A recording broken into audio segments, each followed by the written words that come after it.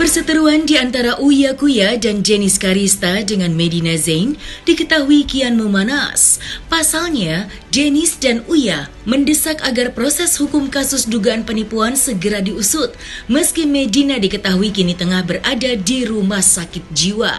Selain itu, untuk memberikan edukasi kepada publik terkait kasus dugaan penipuan yang dilakukan oleh Medina yang diketahui telah memakan banyak korban, maka Uya dan Denis berkolaborasi membuat sebuah video klip yang berjudul Tuti yang menceritakan kisah mereka dalam kasus dugaan penipuan tersebut. Lantas, seperti apakah penjelasan Uya dan Denis terkait video klip tersebut? Dan benarkah video klip itu menyinggung kasus perseteruan mereka dengan Medina Zain?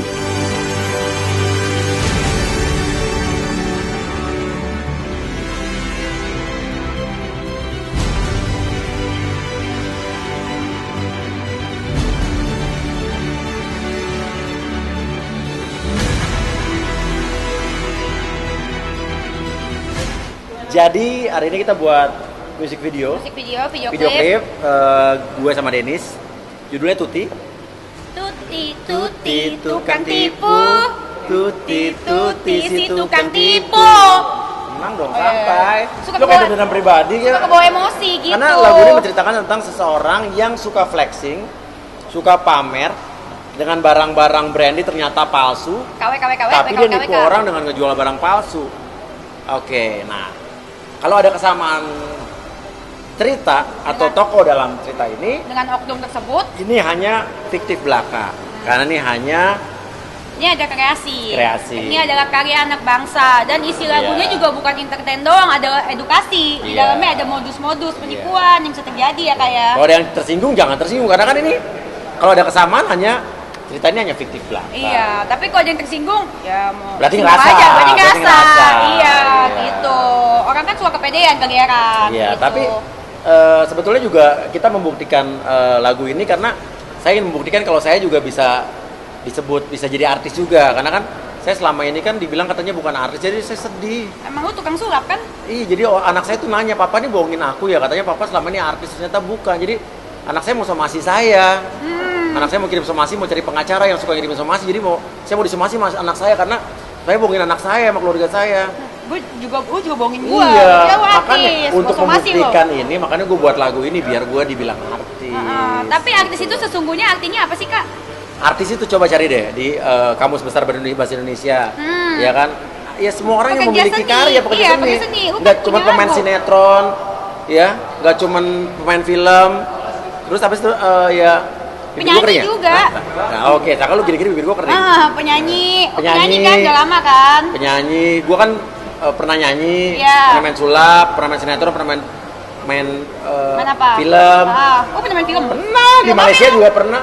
Cinta Luar Karat yang syuting di Australia. Masa sih? Lu masih jadi anak main di got, lu gue udah main film. Kok gitu udah gue bela-belain. Iya. Enggak, gue mau ngomong malu. Oh iya, oke. Iya kan, gitu. ngomong sama seseorang. Oh, oke. Ya, terus gue juga punya acara TV, dapat Panasonic Award sampai 13, dapat SCTV Award, Inbox Award, semua banyak award itu mungkin belum cukup untuk dikatakan jadi artis. Jadi gue ingin berusaha lagi agar gue bisa selevel. Bener-bener belum sampai seminggu yang lalu. Kita hari apa rekamannya? 4 hari yang lalu ada? 4 hari lalu. Gue buat lagu juga cuma 1,5 hari, ngajarin dia juga setengah mati. Lo harus lihat proses rekamannya, emosi gue. Jangan gitu, lagu suara gue tinggi. Tapi akhirnya lo pertama kali lo nyanyi kan? Iya. Karena lagu lo yang pertama kedua kan lo nggak nyanyi kan? Nyanyi. Lo cuma suara lo diedit doang kan? Di autotune. Gue nggak pakai autotune. Ini beneran nyanyi lo dia? Beneran nyanyi, gue pakai napas dalam diafragma. Dan tahu nggak vokal direkturnya siapa? Bowo Soulmate, vokal direkturnya Raisa, Afgan, siapa lagi kemarin? Masif. Bukan. Dia tuh program si Rizky Febian juga nanganin dia loh. Saya udah sempet tanya sama vokal direkturnya bagus mana suara saya sama dia, ya sama-sama bagus, cuman beda arah katanya. Iya. Beda arah. Dan gue harap bahwa abis ini nggak pensiun ya jadi vokal direktur. Iyalah, jadi karena gue juga kan bukan sekali doang kena tipu, jadi ya gue ini pesannya tapi bukan cuma satu orang doang kan, tapi secara in general ini adalah buat pesannya seluruh, ini ada edukasinya bahwa kita jangan gampang percaya sama flexing orang yang kita kelihatannya dia wah kaya, wah dia apa, akhirnya kita percaya buat berbisnis sama dia. Ternyata belum tentu dia tuh kaya beneran. Benar. Ternyata sekarang lagi model banyak orang yang sok tampil kaya, kan udah kejadian kan? Iya. Sebelumnya di kasus binary option, ya kan, orang tertipu ternyata dia main trading, ternyata dia dibohongin. Bodong, gitu duitnya nggak balik. Dan ini juga kurang lebih sama, cuman bedanya bukan trading tapi jual beli barang. Jual beli mobil, jual beli tas palsu, gitu-gitu. Tapi pada dia sama. Ini sama. Mereka berusaha untuk tampil, untuk flexing, membuat seolah-olah tampil mereka tuh kaya, sampai orang wow terlena gitu. Iya, padahal mobilnya pinjaman, terus sewaan kayak gitu. Tapi emang bener sih kalau lu nggak terlihat kaya, orang mana mau. Benar. Iya benar. Jadi ini pelajaran buat semua, hati-hati. Sebetulnya sih kalau dibilang tujuannya untuk edukasi ya, tapi untuk pertama kalau awalnya ya kita ya buat senang-senang aja. Dalam arti kita gini, Ya, kita udah bikin kesel, ditipu, dizolimin, disomasi, dimaki-maki. Ya gue daripada kita bawa kesel ya kan, dibawa kita jadi bete, mendingan kita senang-senang dengan buat lagu kita ketawa-ketawa. Iya, dan gitu dihina-hina. Sebagai korban menurut gue tuh pengacara nggak pantas ngehina-hina Kak Uya gitu. Harusnya dia sebagai pengacara yang benar, dia harusnya menjembatani korban dong, bukan somasi lu, hina rambut lu gitu. Makanya kan daripada gue kesel, gue buat lagu. Iya. Walaupun lagunya akhirnya bikin orang ketawa, itu bukan maksud gue. Emang Dan kita dia kan seniman. Gini, gue kasih tahu. Gue tidak membalas hinaan terhadap gue dengan hinaan lagi. Gue balas dengan lagu. Dan di dunia hip hop di Amerika ini namanya diss track, lagu buat ngediss orang. Dan di luar negeri nggak usah gitu, pejabat presiden juga ada di diss sama lagu, dan orang nggak boleh tersinggung. Bener gak? Benar. Sesama penyanyi rap ini mereka saling ngediss, dan mereka nggak boleh marah. Cara ngebalasnya adalah harus kreatif, balas lagi dengan lagu ngediss. Mampu nggak lo buat lagu buat ngebalas kita? Buat lagu, jangan pakai koar-koar. Dia emang nggak pakai koar, paling preskon aja. Jangan, ya nggak apa, preskon juga mungkin karya kali ya. Oh, preskon tuh karya dia. Pakai lagu dong, Iya. bener gak? Biar keren. Iya. Biar positif.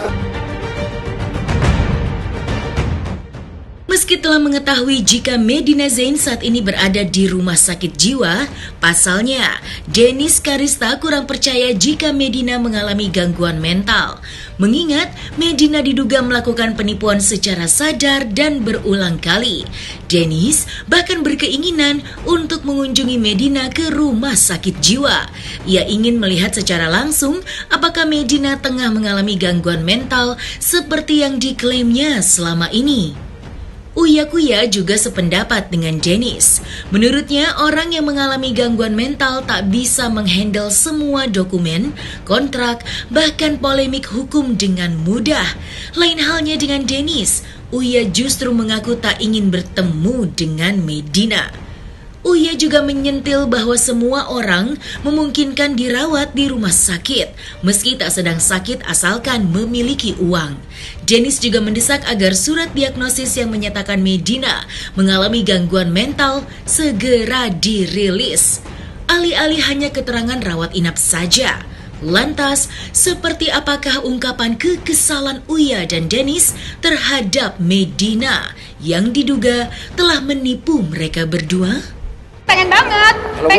Gue nggak pengen. Gue pengen lihat mata dan kepala sendiri. Soalnya kalau pakai mata kepala orang, ya iyalah. Soalnya udah berapa kali dibohongin, surat bukti transfer palsu dilakukan secara sadar. Mana bisa sih orang nggak sadar bikin bukti transfer palsu RTGS berkali-kali? Bukan ke saya doang, bikin surat perjanjian. Emang bisa orang ODGJ bikin surat perjanjian jual beli? Cacat secara hukum. Bisa nggak? Iyalah. Orang nggak lagi gangguan mental juga nggak bisa menandatangani surat perjanjian kontrak apapun. Iya. Bikin perusahaan pasti nggak bisa, menjual perusahaannya juga pasti nggak bisa kalau emang gangguan ya. Iya. Terus orang gangguan mental juga nggak mungkin memberikan surat kuasa pada pengacara untuk mengurus urusan hukum, bener nggak? Iya. Apalagi bener nggak? Iya. Iya. Ditambah dengan tuh pengacara juga somasi gue nggak ada isinya. Walaupun misalnya seseorang itu dengan bipolar, tapi bukan berarti bipolar itu adalah sebuah pembenaran buat dia membohongi atau menipu orang. Nggak bisa. Karena orang itu dikatakan bipolar itu, gue udah nanya sama expert juga, bahwa saat dia mengalami gejala. Tapi dalam hidupnya mayoritas 90% adalah dalam fase normal. Jadi gue udah ngomong dengan beberapa orang dengan bipolar dan juga bipolar care Indonesia, bahwa orang itu dikatakan dengan bipolar, dia bipolar bukan setiap hari, tapi saat dia dengan gangguan. Begitu pula saat dia diperiksa, dia diagnosis juga harus dengan saat dia mengalami gejala. Tapi saat fase normal itu kan dari hidupnya ada fase normal. Ya itu ya. Ya, dan dia bukan itu dengan sadar kok, nggak mungkin sadar, terstruktur, dan ingat ya berkali-kali, bukan sekali, bukan kita doang korbannya, dan kayaknya nggak sendiri deh dia. Saya sekarang udah cuma berharap bahwa dia cepat diproses diproses hukum. Saya berharap dia menyelesaikan tanggung jawabnya bukan hanya saya sama saya saja, tapi sama orang-orang lain, karena banyak orang-orang lain yang jadi korban. Itu aja, karena bukan hanya 1-2. Akhirnya saya ngelapor karena korbannya banyak orang yang diancam atau ditakut-takuti seperti saya, tapi mereka akhirnya mundur atau mereka merasa orang kecil. Kalau saya ibaratnya sekarang udah ini demi kepentingan bersama, demi kepentingan dia juga. Dari awal sih nunggu itikat baik dari dia, saya udah bilang waktu awal-awal, lo bayar, lo selesaikan penipuan ini, gue nggak akan panjangin ini. Tapi akhirnya kan malah ngulur-ngulur waktu dan gue akhirnya dibentak-bentak, gue diancam. Ya udah itu beda, jadi beda. Jadi dia kayak songong gitu ya. Gue udah baik-baik, gue udah sopan, jadi gue disongongin ya, ego gue akhirnya keluar. Bukan ego juga sih, emang dia macam-macamnya parah. Iya. Dia macam-macam dikata-katain. Gue ngerti setiap orang pasti punya salah. Tapi manusia melakukan kesalahan harus bijaksana. Yang paling bijaksana, yang dewasa adalah saat orang tuh mengakui kesalahannya, tidak lari, tidak membela dirinya bahwa gue jadi benar, ya minta maaf. Ini beres harusnya kalau dari dulu begitu kan? Kalau dari dulu kayak gitu, Iya. tapi bukan dengan cara mengancam. Semua korban bisa dikontrol. Terkedam. Nah sekarang kenapa justru sekarang orang-orang tuh berlomba-lomba ngelaporin? Nah itu jadi pertanyaan besar.